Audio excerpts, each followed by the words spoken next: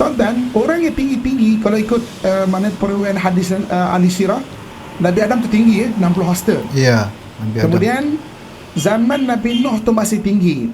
Ubaid period peralihan manusia jadi kecil-kecil macam kita ni. Iya, setelah banjir Betul, besar kalau itu tengok jasad Firaun yang berada di Mesir, besar-besar kita je, betul kan? Dari kita je. Maknanya kalau Tamim Ad-Dari bertemu betul orang tu besar, memang besar macam tu, maknanya betul dia adalah umat Nabi Nuh AS. Assalamualaikum warahmatullahi wabarakatuh. Kembali lagi di Indoriek TV.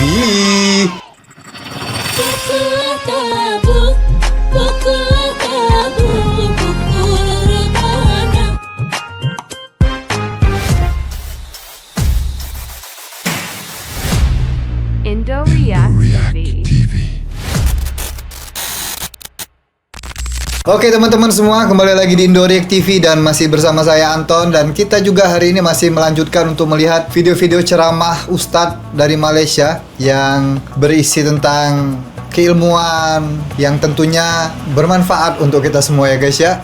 Nah ini kita lanjutkan untuk melihat ceramah dari Ustadz Muhammad Al-Amin lagi ya guys. Ini tajuk videonya adalah Dajjal sudah berada di zaman Nabi Nuh. Nah ini juga ya, kemarin aku sempat juga reaction tentang Stonehenge itu ya, yang peninggalan Merlin. Katanya Ustadz Auni, Merlin itu banyak yang bilang itu Dajjal juga dia itu. Sebenarnya Dajjal pada zaman itu ya. Mungkin saja Dajjal itu kan nggak mati-mati. Dajjal itu kan belum mati-mati sampai sekarang. Mungkin aja di zaman Nabi Nuh juga Dajjal sudah keluar ya, nggak tahu juga ya. Setelah zaman Nabi Nuh dia hibernasi lagi, terus keluar lagi. Mungkin di zamannya King Arthur itu ya, sudah itu hibernasi lagi, nanti keluar lagi di akhir zaman. Mungkin seperti itu, nggak tahu juga ya guys ya. Kita lihat aja deh penjelasan dari Ustadz Muhammad Al-Amin yang satu ini. Mungkin kita bisa tahu sebenarnya bagaimana ceritanya ya guys ya. So langsung aja kita lihat ya video yang satu ini. Yuk. Cuy, ada yang baru nih cuy. Apa tuh? Indoriek sekarang sudah resmi kolaborasi dengan Pak Le dan Srio. Hah? Pak Leh? Apaan tuh? Pak Le itu makanan siap saji atau ready to eat. Tapi bukan cuma ready to eat biasa. Pak Le ini punya banyak rasa dan dibuat dengan resep tradisional dan original khas Malaysia loh. Ah, yang bener. Ada nasi minyak basmati with ayam halia, nasi minyak basmati with rendang ayam, nasi putih basmati with kari kambing, nasi putih basmati with daging kicap, dan nasi goreng kampung. Wah, mantul. Ready to eat Pak Le ini cocok banget buat kamu yang suka traveling, camping, atau orang yang males masak kayak kamu. Emang gimana cara masaknya? Gak perlu dimasak, tinggal dipanasin aja. Namanya juga ready to eat, tinggal kasih air, mau air sungai, air hujan, air sumur. Air mata kamu juga boleh. Terus tinggal dimasukin pemanas yang udah include di dalamnya. Tunggu beberapa menit, udah jadi deh. Wih, gampang banget. Iyalah, Pak Le. Gak cuma itu, Pak Le juga ada varian peskari. Ada peskari ayam dan daging, peskari ikan, peskari kambing. Enak nih, aku mau. Cara masaknya juga gampang, tinggal masukin peskarinya dalam periuk, kuali, kompor, tungku, baskom. Baskom. Terus masukin air, terus masukin ayam atau ikan atau kambing. Masukin santan juga kalau kamu mau. Udah deh siap. Gampang kan? Iya gampang banget itu. Untuk kalian yang ada di Malaysia dan sekitarnya, kalian bisa langsung order di showcase TikTok Indoriek X Rio atau di akun YouTube Indoriek TV. Jangan lupa di follow ya. Oke. Gas, langsung di order.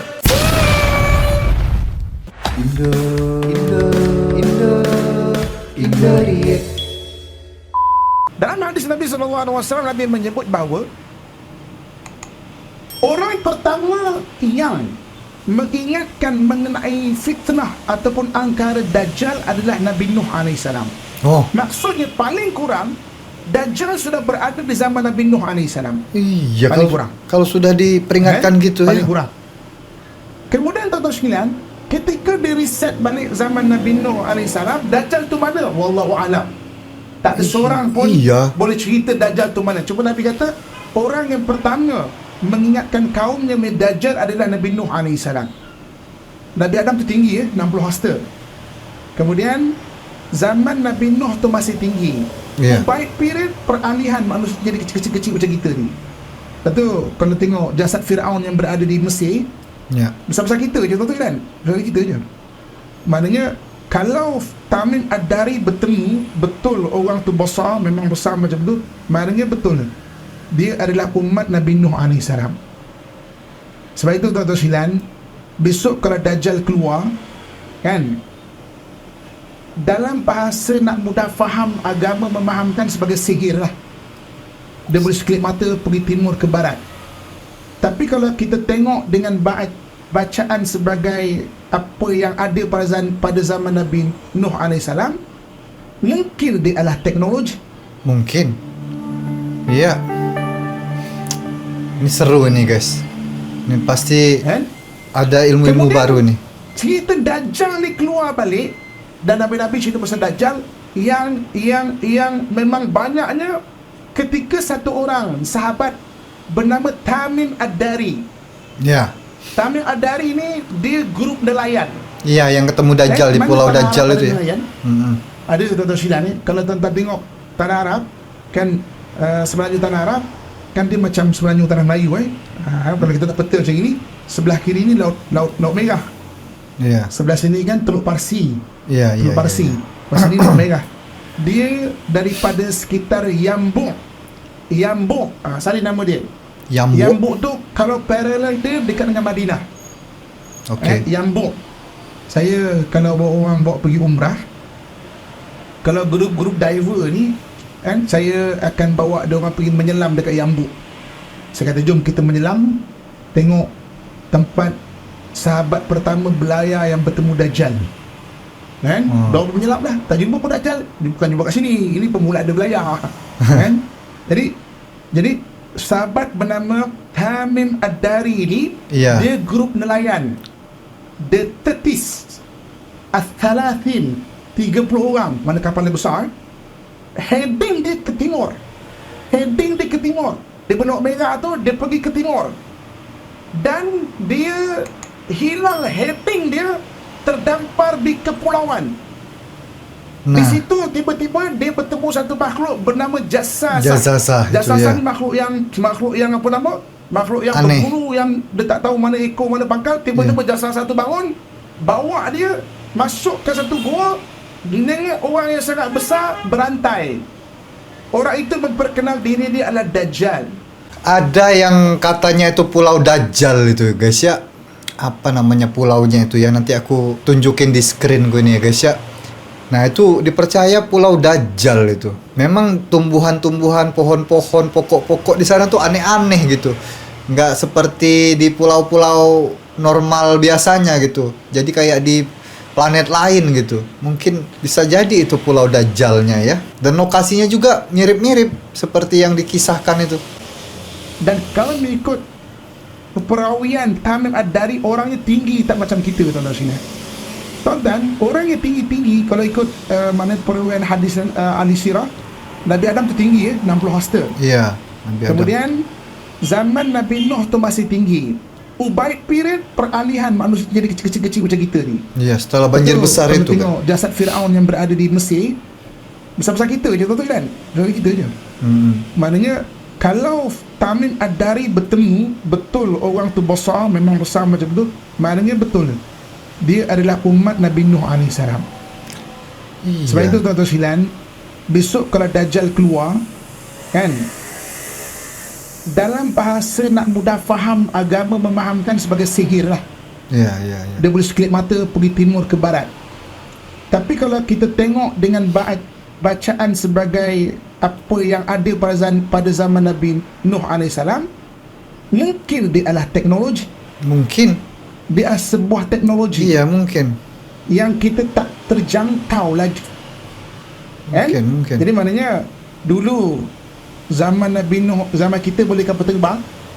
Zaman dia waktu tu memang kapal terbang ni macam lekeh sangat lah. Iya, iya. Apa pakai kapal terbang ni kita boleh hilang apa timur sana tu Iya. macam teleport itu panggil Teleport, iya. kan? Bisa jadi kayak Maknanya gitu ya guys. Dajjal, dan Dajjal itu besok dia akan keluar, dan antara penyokong Dajjal itu adalah orang-orang Yahudi. Itu peperangan besar akhir orang Islam dengan Dajjal tu. Okey, habis yang pertama mengenai manusia. Tapi nanti bentar guys ya, kalau sudah di zaman Nabi Nuh, waktu banjir besar, kemana Dajjal itu ya? Nggak mati berarti ya? Memang diselamatkan oleh Allah kan mungkin ya? Diselamatkan sampai akhir zaman ya?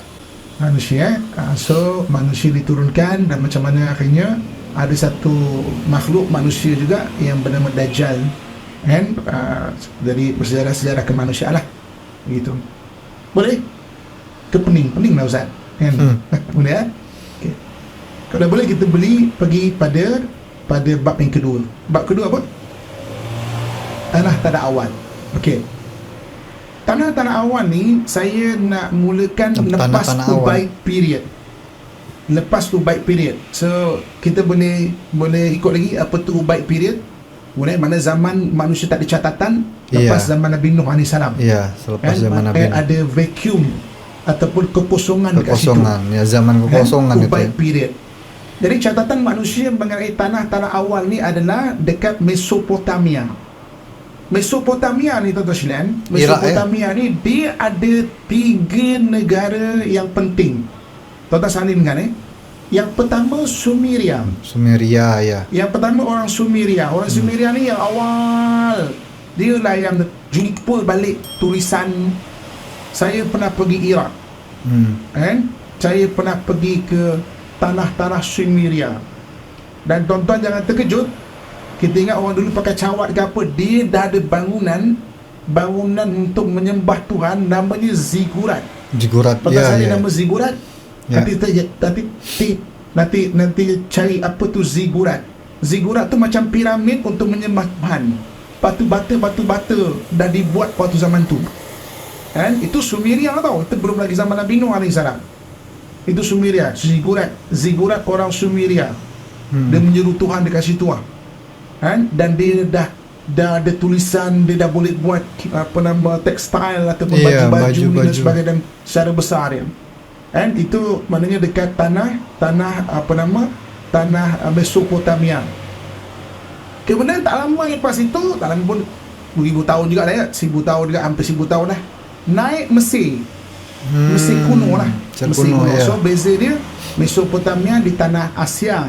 Kalau sekarang Mesopotamia tu di Iraq Di Iraq ya. Iraq dan sebahagian pada Iran itulah Mesopotamia. Egypt atau Mesir daulah dekat Afrika. Okey. Tengah ijilah Jerusalem. Jadi saya nak cerita tanah awal.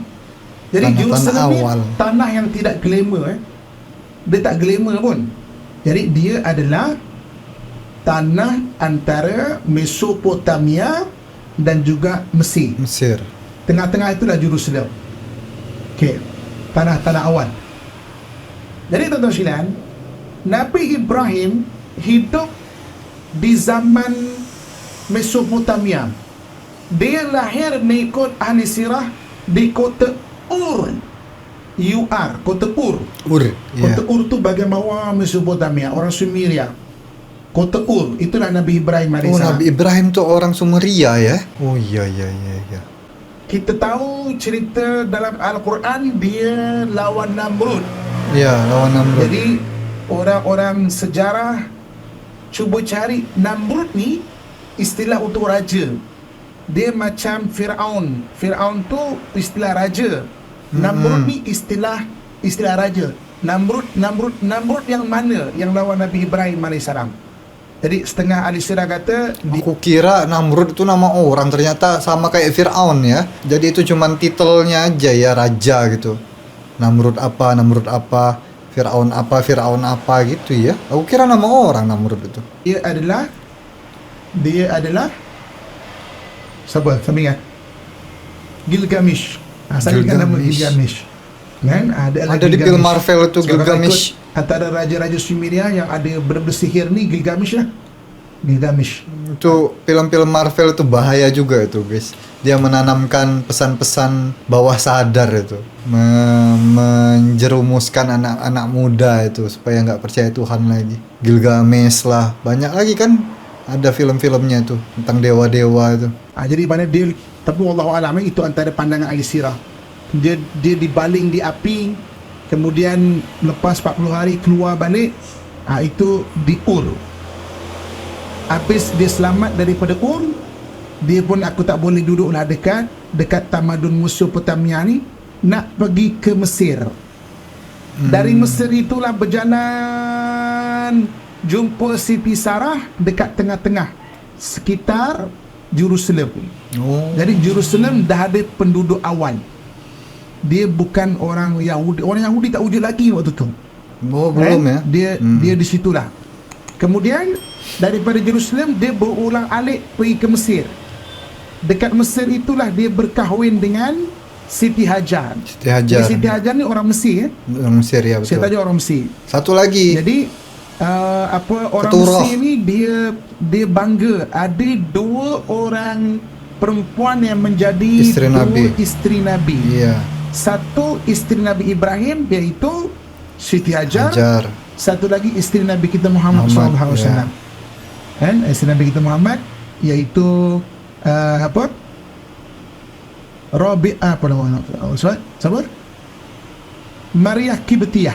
Ya. Kibti itu bangsa bangsa Mesir, Kipti, orang Kibti. ya. Maria Kibtiyah. Dan jadi maknanya kahwin dengan Siti Hajar kat situ. Duduk sekitar Jerusalem, meninggal dekat Hebron. Dekat Hebron. Nabi Ibrahim tu dia ada perkuburan keluarga dia dekat Hebron.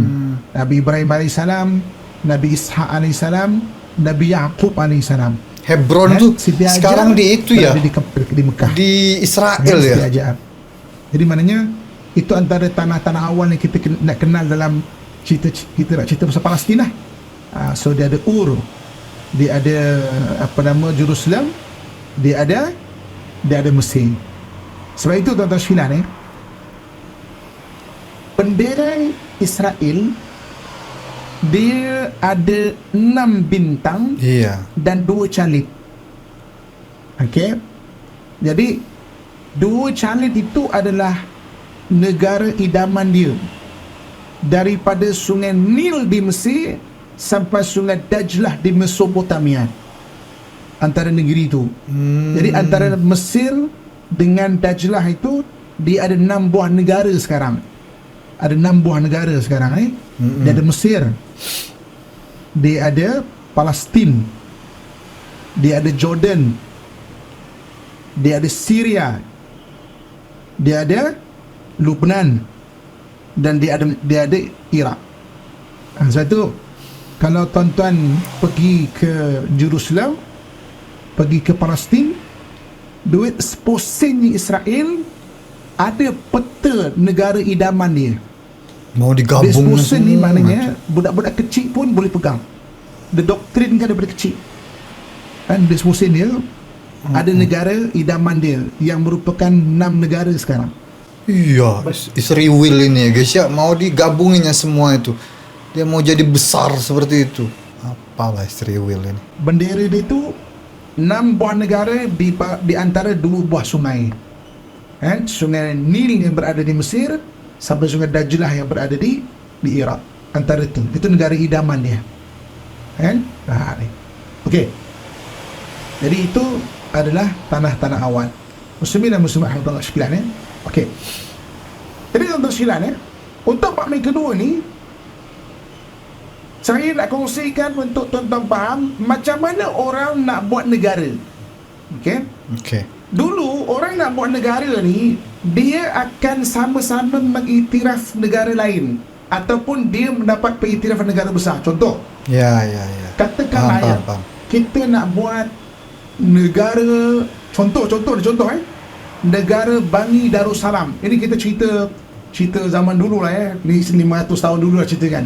Kita bercakap okey, kita nak buat negara Bani Darussalam okey, macam mana kita nak cakap kita nak ada negara Bani Darussalam kita pun hantarlah surat pergi kerajaan Osmaniyah. Boleh tak iktiraf kita sebagai negara? Maka Osmaniyah pun kata okey, dengan ini kami mengiktiraf anda adalah sebuah negara. Maka kita adalah sebuah negara. Kemudian kita hantar ke negeri apa yang besar lagi, China ke, China iktiraf kita. Kita hantar ke Melaka ke, Melaka iktiraf kita. Maka kita adalah negeri Bani Darussalam. Contoh macam mana negara nak buat sebuah negara. Lepas tu tuan-tuan sekalian, kurun ke-18 ada sebuah negara Islam Dali nama dia. Dali. Negara Islam Dali ni dekat Yunan, dekat China sana. Tapi kenapa tidak pernah dia tu diiktiraf sebagai sebuah negara Islam? Sebab silap dia adalah ketika itu raja dia minta pengiktirafan daripada British berbanding Uthmaniyah. British memang takkan mengiktiraf dia lah cerita dia. Maka sampai akhirnya dia tidak diiktiraf sebagai sebuah negara kerana dia diserang oleh negara bukan Islam. Dia negara Islam Dali. Tuan cuba search negeri Islam Dali dekat Yunan. Dia dekat Yunan ya. Oh, baru Jadi tahu aku ni, memang guys. raja dibunuh, rakyat semua dijadikan hamba. Banyak yang lari ke arah ke bahagian-bahagian selatan Thailand dan masuk sampai ke semenanjung Tanah Melayu. Lepas tu, kalau tuan-tuan menyatu atuk pernah cakap kita ni keturunan Cina mana tuan-tuan daripada kalau maknanya betul Cina tu, maknanya daripada keturunan kerajaan Dali yang berada di Yunan. Dan kalau ikut sejarah dia turun sampai ke Kelantan semua tu. Antara mana semenanjung kita Tanah Melayu ni. Kan? Dia rasanya kenapa Dali? Dali, kalau ya? tuan cari pun jangan jumpa lah.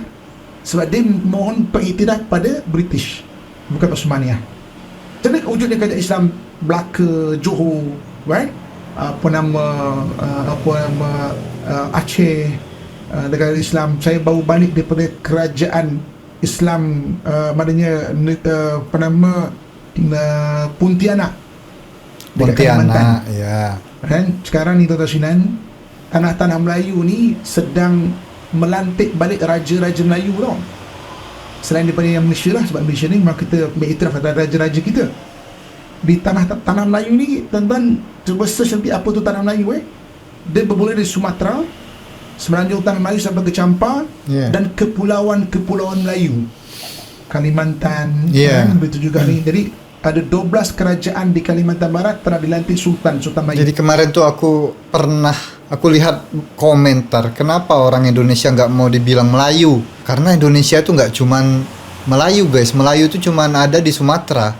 Melayu itu di Sumatera, kayak aku nih Melayu, orang Melayu aku nih, orang Sumatera kan, Sumatera, Kalimantan, Borneo itu sedikit. Nah kalau Jawa itu bukan Melayu lagi tuh, Jawa ya Jawa guys. Jadi nggak bisa. Papua juga Papua, itu bukan Melayu lagi itu. Mungkin keturunan dulu Astronesia ya, sama awalnya. Tapi kan setelah kesini sudah berdiri kerajaan Jawa dulu kan, sama kerajaan Melayu kan beda. Nah makanya Indonesia tuh kenapa orang Indonesia nggak mau dibilang Melayu itu ya karena Indonesia memang bukan Melayu guys. Jadi ada percampuran antara Sumatera, Jawa, Kalimantan, Sulawesi, Papua. Nggak semuanya itu Melayu soalnya. Nah itulah mungkin itu bisa menjelaskannya guys ya. Nah kalau aku sebagai orang Sumatera ya jelas-jelas aku orang Melayu ya guys. Jadi kalau Pulau Sumatera itu pasti orang Melayu tuh, Pulau Sumatera. Dan sampai ke Borneo, Kalimantan itu masih Melayu tuh. Kepulauan Riau, Batam itu Melayu juga tuh, Bintan kan ya, Pontianak segala macam, Bangka, Belitung. Nah, itu masih Melayu semua itu, guys. Cuman kalau sudah ke Jawa ini beda lagi karena sejarah panjangnya itu kan, sejarah panjang kerajaan-kerajaan waktu zaman Hang Tuah dulu kan. Hang Tuah kan bertengkar juga sama kerajaan Jawa kan. Mereka sudah bilang itu kerajaan Jawa, bukan tanah Melayu, tanah Jawa kan. Nah makanya itu beda antara tanah Melayu sama tanah Jawa itu memang sudah beda guys. Kecuali kalau dari Sumatera, kalau kita lihat kalau kita ambil petanya dari Sumatera, semenanjung Malaysia, Borneo, nah itu Melayu lah itu. Cuman kalau agak kesini dikit sudah beda lagi dia. Orang nanti balik sultan Melayu ni, kan? Apa tujuan tu Allah Alam. Satu macam memang semua baliklah pada itu. Saya berbalik daripada maknanya Kalimantan, dapat jemputan ke sana. Kajian mengenai Syekh Arsyad Al-Banjari yang berada di Banjar. Tanah Banjar, semua orang Banjar ke sini. Tanah Banjar, kan? Di situ kemudian pergi tahu kitab tulisan tangan dia berada di Pontianak. Jadi saya kat sana tu, Sultan sana tahu jumpa saya. Jadi saya jumpalah Sultan Pontianak. Saya pun tanya, mana asal Pontianak ni? Kan? Dia kata memang ada versi kata memang daripada hantu Pontianak. Okay. Tapi dia kata macam Sultan mula-mula tu marah orang macam kau ni degil macam Pontianak lah. Maksudnya dan negara itu dinamakan Pontianak. Tapi saya tak rasa versi yang kedua tu Sultan sumpah orang tiba-tiba ada pahlawan, ada jadi kerajaan itu dia beberapa pengiktirafan antara kerajaan. Okey. Oke, habis guys.